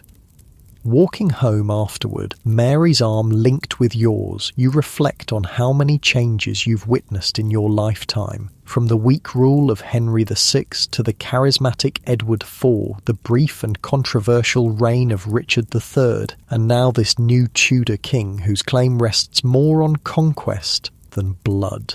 "What are you thinking of?" Mary asks, noticing your pensive expression. "How England has changed since I was a boy," you reply. 5 kings I've lived under now. 6, if you count Edward IV, though he was never crowned. Mary squeezes your arm gently. "And let us pray this one reigns long and peacefully. I've seen enough turmoil for one lifetime." You nod in agreement. Though Henry Tudor's claim to the throne is tenuous, based on his Beaufort ancestry from John of Gaunt's third marriage, a line specifically barred from succession, his victory at Bosworth and now his marriage to Elizabeth of York have given him practical legitimacy. Spring arrives, bringing with it Elizabeth's wedding. The ceremony is held at St Albans Abbey, grander than most town weddings due to the prominence of the groom's family. Your daughter, lovely in a gown of deep blue wool with embroidery Mary spent months perfecting, moves to London with her new husband to begin her married life. The parting is bittersweet. You're proud of the match. Simon Foster is a well-respected cloth merchant with a growing business, but the absence of Elizabeth's cheerful presence leaves your home quieter. Mary weeps after the newlyweds depart, though she tries to hide her tears. "She'll visit often," you comfort her. "London is not so far." "I know," Mary says, wiping her eyes. "It's the way of things. Children grow and leave, but it doesn't make it easier." The summer brings good news. Queen Elizabeth is with child. The kingdom prays for a male heir who would strengthen Henry's position immeasurably. After years of uncertainty over succession, a clear line of inheritance would provide welcome stability. Your business continues to thrive, though you increasingly leave the physical labor to William and your other workers. Instead, you focus on design, client meetings, and managing the finances. Your reputation has spread beyond Hertfordshire, bringing commissions from as far as London and Oxford.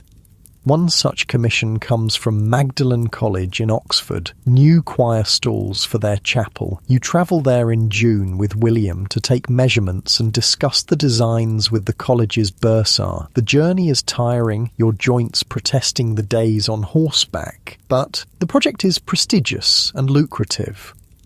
Returning to St Albans, you're greeted by Mary with troubling news. During your absence, rumours have reached town of a Yorkist plot against the king. A priest named Richard Simons has presented a boy he claims is Edward, Earl of Warwick, the son of George, Duke of Clarence, and therefore a Yorkist claimant to the throne. The real Earl of Warwick is imprisoned in the Tower, you say, frowning. This must be an impostor. Mary nods. That's what most believe. They're calling the boy Lambert Simnel, but he's gained support in Ireland, and there's talk of an invasion. The threat materialises in June 1487. Lambert Simnel is crowned King Edward VI in Dublin, supported by the Earl of Lincoln, a nephew of Edward IV, and a force of German mercenaries provided by Margaret of Burgundy, Edward IV's sister, who remains a committed Yorkist.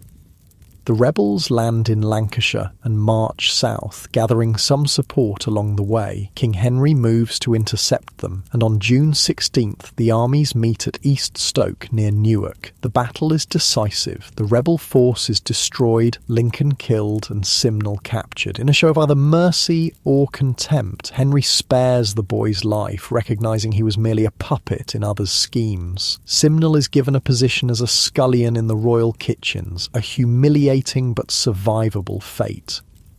The rebellion defeated, Henry takes steps to secure his position. He has the real Earl of Warwick paraded through London streets to prove the pretender false. He also finally arranges for Elizabeth's coronation as Queen, perhaps recognising that elevating her status helps reinforce his own legitimacy. On September 19th, 1487, Queen Elizabeth gives birth to a son named Arthur, after the legendary king. Celebrations erupt throughout the realm, bells ringing and bonfires lit to mark the arrival of a Tudor heir. In St Albans, as elsewhere, people take to the streets in spontaneous revelry, grateful for this sign of dynastic continuity. You celebrate more quietly at home, raising a cup of ale with William and Robert. To Prince Arthur, you toast, may he grow to be a wise and just king. After his father's long reign, adds Mary, always practical, the prince's birth and the defeat of Simnel's rebellion mark a turning point in Henry VII's rule. His position grows more secure, though he remains vigilant against potential threats. The king institutes strict financial policies, building up the royal treasury depleted by years of war while keeping the nobility in check through heavy bonds and fines. In 1489, William marries Agnes, the daughter of a local merchant. They move into a small house near your workshop, and within a year, your first grandchild is born, a boy they named Thomas, after your loyal foreman, who died peacefully in his sleep that winter. Holding your grandson, a tiny bundle with William's dark eyes, you feel a profound sense of continuity. Your own hands, now gnarled and spotted with age, seem enormous against his perfect miniature fingers. He has a carpenter's hands, you tell William proudly, strong and precise. Life settles into a comfortable pattern. Your workshop, now effectively managed by William, though still bearing your name, continues to prosper. Robert, at 15, divides his time between carpentry training and assisting the Abbey's almoner, having shown an aptitude for numbers and record-keeping. Elizabeth visits from London when she can, bringing her own children, a girl and a boy now. Her husband's business has grown, and they live well in a 3-story house near St. Paul's. Mary travels to stay with them occasionally, especially in winter when your arthritis makes you poor company. In 1491, the royal family grows again with the birth of Prince Henry, a robust boy who, unlike his more delicate older brother, seems to radiate health and vitality from his earliest days. A daughter, Margaret, follows in 1492, further securing the Tudor line. But the spectre of Yorkist opposition hasn't disappeared entirely. In 1491, reports emerge of another young man claiming to be Richard, Duke of York, the younger of the princes in the Tower. This pretender, later identified as Perkin Warbeck, gains recognition from various European monarchs eager to undermine Henry VII. Unlike Simnel, Warbeck proves a persistent threat, attempting invasions in 1495 and 1497 before finally being captured. Initially treated with surprising leniency, he eventually tries to escape with the Earl of Warwick. This final act exhausts Henry's patience, and both men are executed in 1499, ending the last significant Yorkist threat to Tudor rule. By the turn of the century, you've reached your 70th year, an age few men attain. Your body has grown frail, your once strong frame now stooped and thin. The arthritis in your hands has worsened to the point where you can no longer hold tools, though you still visit the workshop daily, offering advice and wisdom to William and his growing number of apprentices.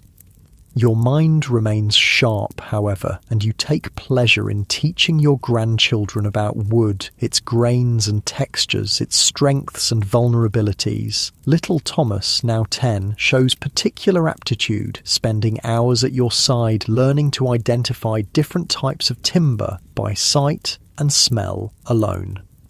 On a warm summer evening in 1502, you sit in the garden behind your home, watching the sunset paint the sky in shades of orange and purple. Mary brings you a cup of watered wine and settles beside you on the bench, her own movements slower now, her dark hair entirely silver. "A messenger came from Elizabeth today," she says. "Sad news from London. Prince Arthur has died." You turn to her in shock. The king's heir? But he was just married. Arthur had recently wed Catherine of Aragon, daughter of the Spanish monarchs, in a magnificent ceremony meant to elevate England's international standing. Mary nods, her face solemn. A sudden illness took him. He was only 15. Elizabeth says the court is in deep mourning, the Queen especially.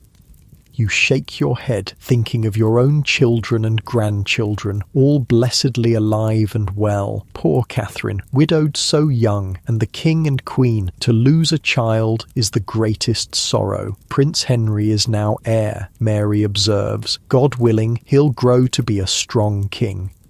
You nod, though you know you're unlikely to live to see the young prince's reign. Henry VII, despite occasional bouts of illness, seems firmly in control of his kingdom, his position more secure than at any time since his accession.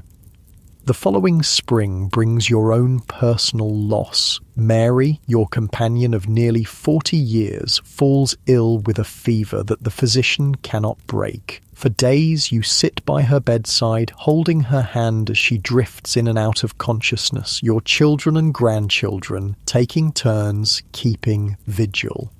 On a bright April morning, Mary opens her eyes, suddenly lucid. She squeezes your hand with surprising strength. "Thomas," she whispers, using your given name rather than husband as she usually does. "You've been a good man. I've been fortunate in you. And I in you," you reply, throat tight with unshed tears.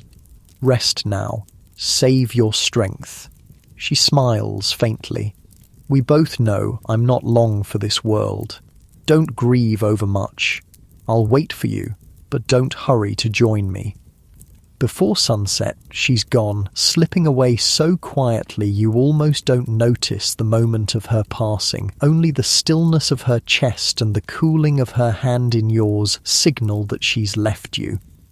The funeral is held at the abbey where you've worshipped your entire life. Elizabeth travels from London, heavily pregnant with her third child. William and Agnes stand close beside you, supporting you physically and emotionally. Robert, now in minor orders at the abbey, assists with the service, his young face solemn beneath his tonsure. Without Mary, your home feels empty despite Robert's continued presence. You find yourself spending more time at William's house, surrounded by the cheerful chaos of your grandchildren. Little Thomas, especially, seems to sense your loneliness, often sitting quietly beside you, asking questions about your youth and the many changes you've witnessed. "Is it true you saw the first battle of the Wars of the Roses, grandfather?" he asks one evening as you sit by the fire, your gnarled hands stretched toward the warmth. "I did," you reply, memory taking you back across the decades to 1455. "I was just an apprentice then, younger than you are now. The fighting happened right here in St. Albans." "Tell me about it," he urges, eyes wide with interest. "About all of it. The wars, the kings you've known." And so you begin to share your story, recounting the events that have shaped your life and the kingdom. You tell him of Henry VI's weakness and eventual madness, of Edward IV's charismatic rule, of Richard III's controversial seizure of power, and of Henry VII's careful consolidation of Tudor authority. 5 kings I've lived under, you tell him, echoing words you once spoke to Mary. 6, counting young Edward V, who was never crowned. And I've seen England torn apart by war and slowly mended again under Tudor rule. Thomas listens intently, occasionally asking questions that surprise you with their insight. "It seems to me," he says thoughtfully, "that strong kings bring peace, while weak ones invite trouble from ambitious nobles." You nod, impressed by his understanding. "That's the heart of it, lad. England needs a firm hand on the tiller, but one that governs justly." In April 1509, news reaches St. Albans that King Henry VII has died after a lengthy illness. His son, the 17-year-old Henry VIII, accedes to the throne without opposition, a peaceful transition that would have seemed impossible during the turbulent years of your youth.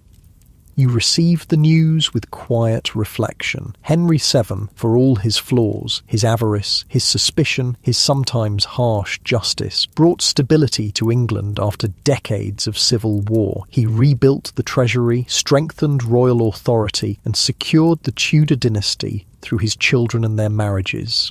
"A new age begins," you murmur to yourself, sitting in the garden where you once watched sunsets with Mary. Your own time is drawing to a close. At 78, you've lived far longer than most, witnessing history that spans from the First Battle of St. Albans to the accession of the second Tudor king. Your body grows weaker with each passing season, though your mind remains clear, a repository of memories stretching back across the decades. In the summer of 1509, Elizabeth visits from London, bringing news of the new king's marriage to Catherine of Aragon, his brother's widow, and the lavish coronation that followed. She finds you in the garden, dozing in the warm sunlight. "Father," she says gently, sitting beside you, "you should come live with us in London. Robert worries about you being alone, and so do William and I." You shake your head, smiling at your daughter. Though in her late 30s now, with strands of grey in her dark hair, you still see the little girl who used to watch wide-eyed as you carved animals from scraps of wood. "This is my home, child. I've lived in St. Albans all my life. It's where your mother rests, where my memories dwell. William and Agnes check on me daily, and Robert visits from the Abbey most evenings." Elizabeth sighs but doesn't press the issue. Instead, she tells you of her children, her daughter now betrothed, her sons learning the cloth trade under their father's guidance. Her life in London is full and prosperous, a fact that brings you quiet satisfaction. When she returns to London a week later, you embrace her tightly, both of you aware it may be the last time. "Be well, my dear one," you whisper. "You've been a joy to me from your first breath." The autumn brings a lingering cough that never quite clears, leaving you breathless after even mild exertion. By winter, you rarely leave your bed, your once strong body now frail and wasted. William, Agnes and Robert take turns caring for you, ensuring you're never alone. On a cold January morning in 1510, you wake feeling strangely energized. The persistent pain in your joints has subsided and your mind feels exceptionally clear. When Robert brings your morning porridge, you ask him to help you to your chair by the window. "I want to see the winter sunlight on the Abbey," you explain. "It's been too long since I've really looked at it." Concerned but unable to deny your request, Robert carefully helps you from bed to chair, wrapping a warm blanket around your shoulders. Through the window, you can see the magnificent abbey where you've worshipped your entire life, its stone walls glowing golden in the morning light. Throughout the day, you remain unusually alert, asking for paper and ink to record some final instructions regarding your modest estate. You speak of Mary often, recalling moments from your long marriage with surprising clarity. As evening approaches, little Thomas arrives with William. The boy, now 12, has been working in the workshop after his school lessons, showing remarkable skill with tools despite his youth. "Come, lad," you call weakly, "sit with me a while." Thomas approaches, his expression solemn beyond his years. He takes your withered hand in his young, strong one, a carpenter's hand, as you once predicted. "I've been thinking about what you asked me last week," you tell him, "about which king was the greatest of those I've known." Thomas nods eagerly.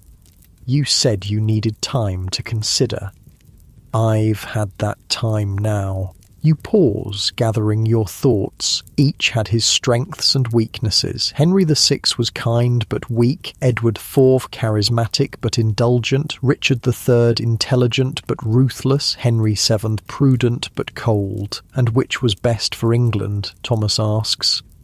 You smile faintly. "England needed different qualities at different times, but perhaps the best king I witnessed was Edward IV during his second reign, when he combined strength with wisdom earned through earlier mistakes."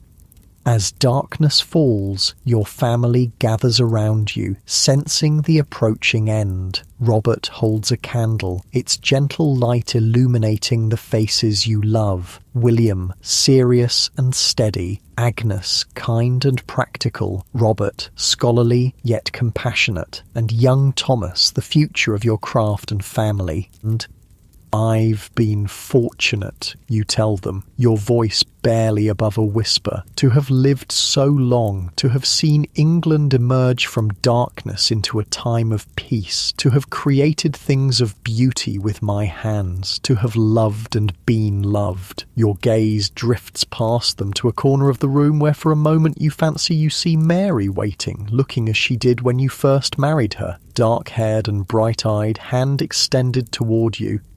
"I'm coming, my love," you murmur, your own hand lifting slightly from the blanket. As your family watches, tears flowing freely now, your breathing slows and finally stops. Your eyes close for the last time, your features relaxing into a peaceful expression that looks almost like a smile. Outside, snow begins to fall, covering St. Albans in a gentle white blanket. The Wars of the Roses are long over, their bloody battles fading into history and legend. England stands at the beginning of what will become known as the Tudor Age, a time of relative stability, cultural flowering, and growing national identity. Your body will return to the earth in the Abbey graveyard beside Mary's, but something of you lives on in the wooden beams and panels of buildings throughout Hertfordshire, in the skills passed down to William and Thomas, in the stories your family will tell for generations to come. And perhaps, as your soul departs, you catch one final glimpse of England, the realm whose turbulent history formed the backdrop of your life, now at peace under a strong young king, the white rose and red united at last. The scent of freshly cut oak fills the workshop as you guide your chisel along the marked line, creating a perfect groove in the wood beneath your hands. You are Thomas Wells, 20 years old now, master carpenter of St Albans, following in the footsteps of your father William and grandfather before him. 8 years have passed since your grandfather's death in that quiet room, snow falling outside the window as he spoke his final words to your family. You still miss his gentle guidance and the stories he would tell of England's turbulent past, tales of battles and kings that spanned his remarkable life from the first clash at St Albans to the dawn of the Tudor Age. It's the summer of 1518, and England has changed in ways your grandfather could scarcely have imagined. The young King Henry VIII, now in his 9th year on the throne, has transformed the sombre, cautious court of his father into one of Europe's most magnificent centres of pageantry, learning, and ambition. Master Thomas, your youngest apprentice, Richard, appears at the workshop door. A messenger from London. You set down your tools and wipe your hands on your apron. The messenger, dusty from travel, bears the livery of your Aunt Elizabeth's husband, the prosperous cloth merchant Simon Foster. Master Wells, he says with a slight bow, your aunt sends word that the royal household requires furnishings for the king's new apartments at Greenwich Palace. Master Foster suggested your workshop might fulfil part of the commission. Your heart quickens. A royal commission would bring prestige to your business and confirm your reputation beyond Hertfordshire. Your grandfather received such an honour under Edward IV, and now the opportunity has come to you under the second Tudor king. Please convey my thanks to Master Foster, you reply, maintaining a composed exterior despite your excitement. I shall travel to London next week to discuss the details. After the messenger departs, you call your journeymen together. We've been offered a royal commission, you announce. We'll need to prepare our finest designs and samples to present in London. The workshop buzzes with excitement for the rest of the day. You think of your grandfather and how proud he would be to see the family business continuing to thrive, especially with such an illustrious commission. That evening, you walk the familiar path to St Albans Abbey, where your brother Robert serves as a priest. The massive stone building glows golden in the setting sun, just as it did on the morning of your grandfather's death. Inside, the cool air carries the scent of incense and beeswax candles. You find Robert in the Abbey library, his tonsured head bent over an ancient manuscript. At 28, he has a scholarly demeanour that suits his vocation, though you both share the same dark eyes inherited from your grandmother Mary. Thomas, he greets you warmly. What brings you here this evening? You tell him about the royal commission, and his face lights up with pleasure. Grandfather would be proud, he says, echoing your earlier thoughts. Have you told father? I'm going there now, you reply. I wanted to ask if you've heard anything about the king's tastes from your London contacts. Robert's position at the Abbey connects him with churchmen throughout England, including some with court connections. He considers your question thoughtfully. King Henry favours the new Renaissance styles from Italy, he says. Cardinal Wolsey has brought Italian craftsmen to work on his own residences. The king admires Wolsey's taste and often seeks to surpass it. You nod, making mental note. Your grandfather trained you in traditional English woodworking, but you've been studying the newer continental styles, collecting drawings and descriptions whenever possible. Later, at your father's house, you share the news over a simple supper of bread, cheese, and summer vegetables. William Wells, now 50, his dark hair streaked with silver, listens with pride evident in his eyes. "A royal commission," he says, nodding approvingly. "The Wells name continues to grow in reputation. Your stepmother Agnes serves you a cup of ale." "Will you be staying in London long?" she asks. "A week, perhaps longer if the commission is confirmed," you reply. "I'll stay with Aunt Elizabeth and Uncle Simon." Your father looks thoughtful. "Take care in London. The sweating sickness has returned in some parishes." The sweating sickness, a mysterious and often fatal illness that strikes suddenly, has periodically ravaged England since before you were born. The mention dampens your excitement slightly, but not your resolve. "I'll be careful," you promise, but this opportunity is too important to miss. The following week finds you in London, a city transformed since your last visit 3 years ago. New buildings rise everywhere, and the streets teem with people speaking a dozen different languages. The wealth flowing into England under Henry VIII's rule is evident in the fine clothes worn by merchants and courtiers alike. Your aunt and uncle's home near St. Paul's has grown more luxurious with each passing year. Uncle Simon's cloth business has prospered enormously, partly through contracts to supply the king's increasingly extravagant court. "Thomas," Aunt Elizabeth embraces you warmly. Though approaching 50, she remains handsome, her dark hair, now streaked with silver like your father's, arranged elegantly beneath a French-style hood. "How you've grown to resemble your grandfather." The comparison pleases you. People often remark on the resemblance, though you lack the height and breadth of shoulder that your grandfather possessed in his prime. Over supper, Uncle Simon explains the Royal Commission in greater detail. The king is refurbishing several chambers at Greenwich. Cardinal Wolsey recommended Italian designs, but the king wants English craftsmen to execute them, a matter of pride, I believe. "What sort of pieces are required?" you ask. "Bed frames, tables, chairs, storage chests," he replies, "but they must incorporate classical motifs, acanthus leaves, Roman arches, that sort of thing. Can your workshop manage such designs?" You nod confidently. "I've been studying Italian pattern books. We can adapt our techniques to these new styles."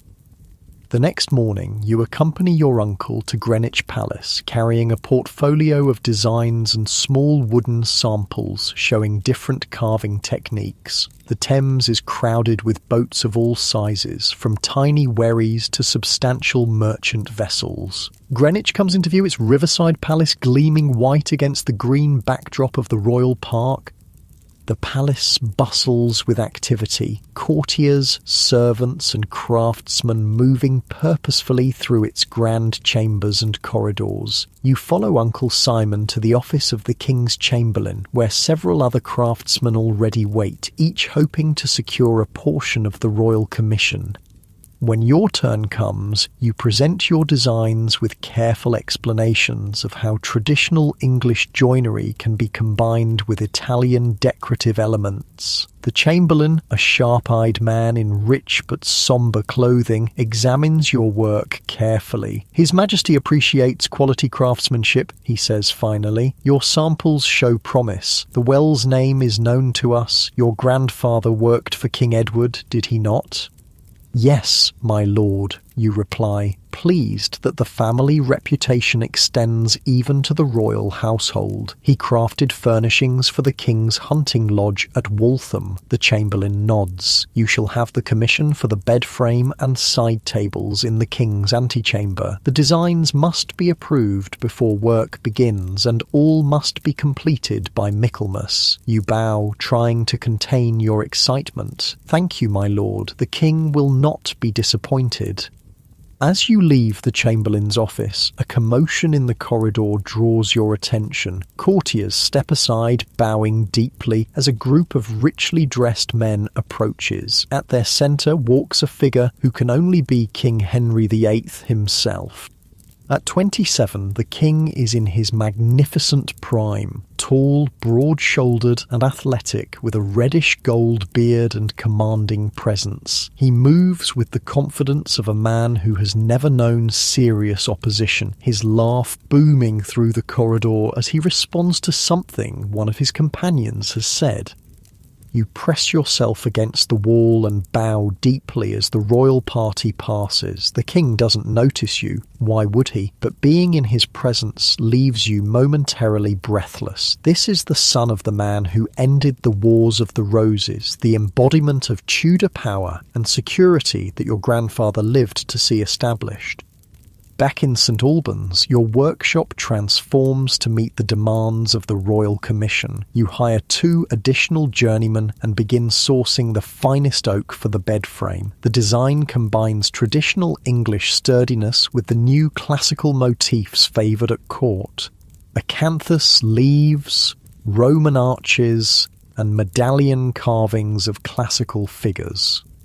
Your father visits often, offering advice based on his decades of experience. Though officially retired, he still enjoys working with his hands when his arthritis permits. Together, you solve the technical challenges of marrying the new decorative style with solid English construction.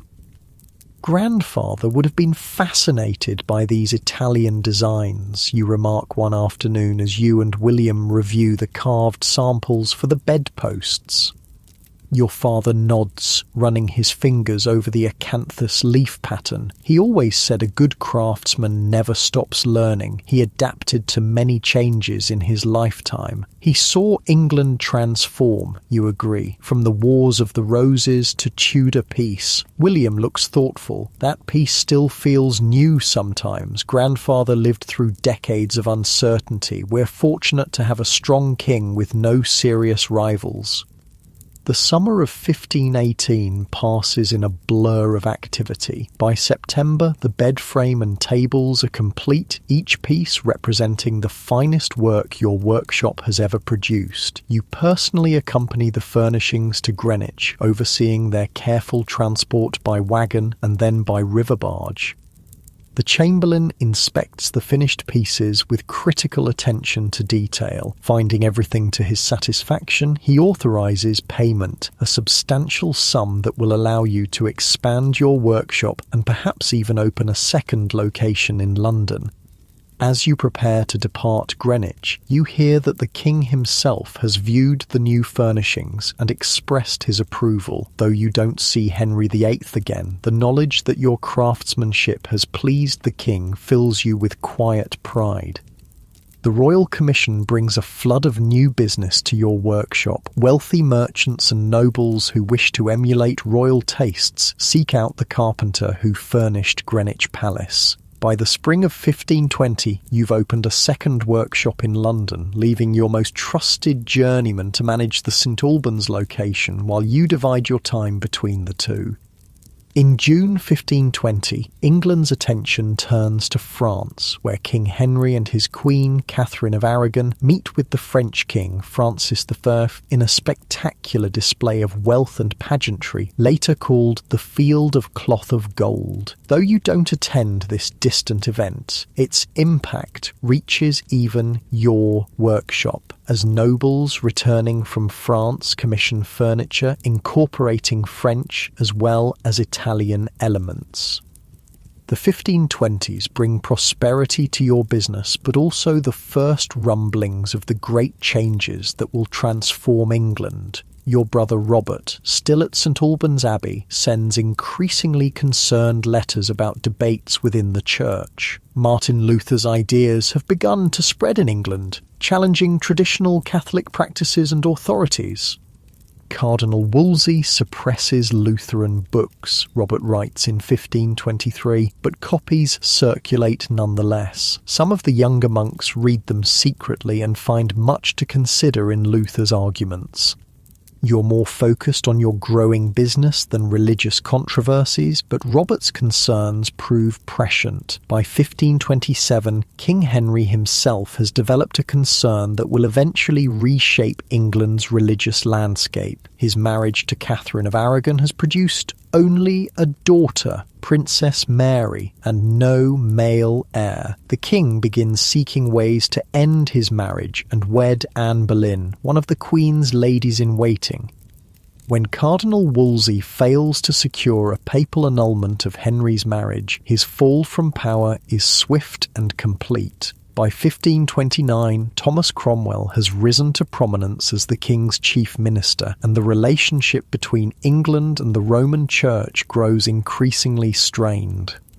In 1531, you marry Margaret Fletcher, the daughter of a London guildmaster. At 33, you're older than most bridegrooms, having focused on establishing your business before seeking a wife. Margaret is 22, educated and capable, with a keen understanding of commerce from her father's cloth business.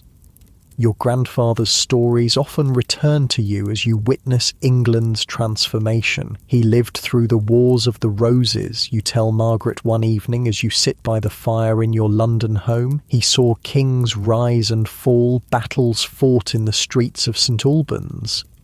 Yet, in some ways, the changes happening now seem even more profound. Margaret, already expecting your first child, looks up from her embroidery. How so? Then men fought over who should wear the crown. Now the king challenges the very authority of Rome. It reaches into every parish, every household. The truth of this observation becomes increasingly evident over the next few years. In 1533, Henry VIII marries Anne Boleyn, who is already pregnant with his child. Thomas Cranmer, the new Archbishop of Canterbury, declares Henry's marriage to Catherine void and his union with Anne valid. Later that year, Princess Elizabeth is born, disappointing the king who desperately desires a male heir.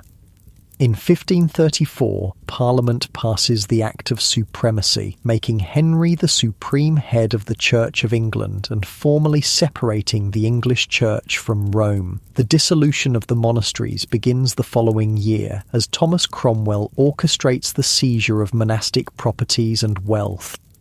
St Albans Abbey, where your brother Robert serves and where your grandfather's bones rest beside your grandmother's, is among the great religious houses targeted for dissolution, Robert writes in distress. The King's Commissioners have inventoried all our treasures. They speak of pension arrangements for the monks, but the abbey itself will pass to the crown. After nearly 8 centuries of prayer and learning, our community will be scattered.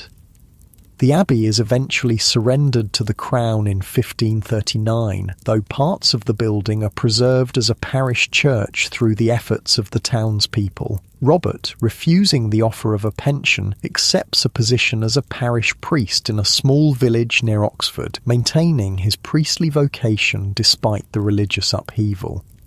Your business continues to thrive despite, or perhaps because of, these tumultuous changes. The redistribution of monastic wealth creates a new class of landowners eager to furnish their newly acquired properties. Former church buildings require adaptation for secular use, creating demand for skilled woodworkers. Your personal life flourishes as well. Margaret gives birth to a son in 1532, whom you name William after your father. A daughter, Mary, follows in 1534, and another son, Thomas, in 1536. Your growing family divides its time between London and St Albans, maintaining connections to both communities. The king's personal life remains turbulent. Anne Boleyn, having failed to produce a male heir, is executed in May 1536 on charges of adultery, incest and treason. Henry marries Jane Seymour just days later, and in October 1537 she gives birth to the son he has so desperately sought, the future Edward VI. The Queen dies shortly after childbirth, the only one of Henry's 6 wives to receive a queen's funeral.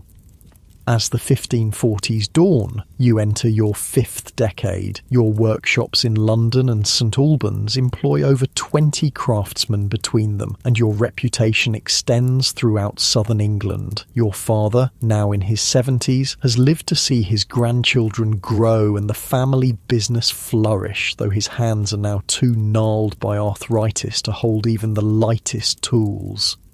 In 1543, your son William, now 11, begins his formal apprenticeship in your London workshop. Though he's been around woodworking his entire life, the ceremonial beginning of his training carries special significance. You think of your grandfather, who trained your father, who trained you, and now you train your son, 4 generations of Wells carpenters spanning a century of English history. Today, you begin the formal study of our craft, you tell William as you present him with his first set of tools. These have been in our family for generations. Your great-grandfather used this plane to create furnishings for King Edward IV. William accepts the tools with appropriate solemnity. He resembles you at the same age, serious, observant, with skilled hands and an eye for detail. I'll honour our family's tradition, he promises. King Henry VIII, once the handsomest prince in Christendom, has grown corpulent and ill-tempered in his later years. His 6th wife, Catherine Parr, provides some stability in the royal household, becoming a caring stepmother to the king's 3 children. But Henry's health continues to decline, and on January 28, 1547, the second Tudor monarch dies at Whitehall Palace. The 9-year-old Edward VI succeeds his father, with his uncle Edward Seymour, Duke of Somerset, serving as Lord Protector. Under Somerset's guidance, England moves toward more Protestant reforms, further distancing the Church of England from Catholic practices. These religious changes affect your business in unexpected ways. Church interiors are remodelled to reflect Protestant sensibilities, with elaborate screens and decorations removed or simplified. Your workshops adapt, focusing more on domestic furnishings as the market for church woodwork diminishes. The young king's reign is brief. Edward VI dies of tuberculosis in July 1553 at just 15 years of age. His attempt to exclude his half-sisters from succession in favour of Lady Jane Grey results in a brief crisis, but Mary Tudor successfully claims her right to the throne and becomes England's first undisputed Queen Regnant. Queen Mary's determination to return England to Catholicism leads to religious persecution that earns her the later epithet Bloody Mary. Prominent Protestants are burned at the stake, and those who can flee to continental Europe. Your brother Robert, having accommodated himself to the Church of England under Henry and Edward, faces difficult choices under Mary's Catholic restoration.